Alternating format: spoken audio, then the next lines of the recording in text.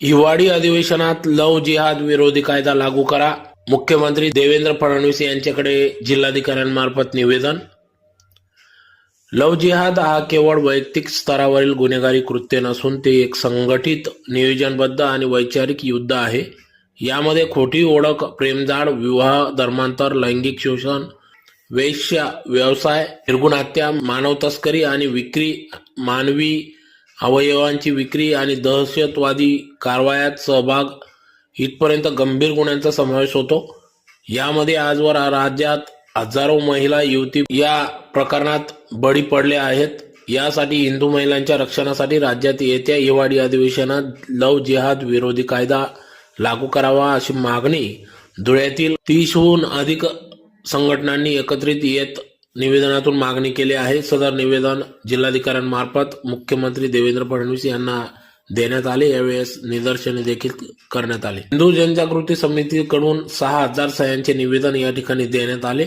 यावेळी या ठिकाणी भाजपा महिला मोर्चा, बेटी बचाव बेटी पढाव, कोहिनूर महिला बचत गट, इंदिरा महिला बचत गट, परशुराम सखी मंच, संत श्री आसारामजी मानव उत्थान ट्रस्ट, श्री स्वामीनारायण मंदिर, श्री स्वामी समर्थ सेवा मंडळ, यल्लम्मा देवी मंदिर ट्रस्ट, श्री शिव प्रतिष्ठान हिंदुस्तान, हिंदू एकता आंदोलन, रण रागिनी समिती, बजरंग दल संघटन, संस्कार भारती, भारत विकास परिषद, कानादेश वारकरी संप्रदाय, रामकृष्ण मठ, शिवशंभू प्रतिष्ठान, हिंदू जनजागृती समिती, महाराष्ट्र मंदिर महासंघ, हिंदू विधितज्ञ परिषद आणि सनातन संस्था यासह अनेक फाउंडेशन मंडळ, व्यापारी असोसिएशन, वकील संघटना, विविध संघटनांचे पदाधिकारी कार्यकर्ते या ठिकाणी सहभागी झाले होते. लव जिहाद विरोधी कायदा लागू झालाच पाहिजे. असं कसं होत नाही,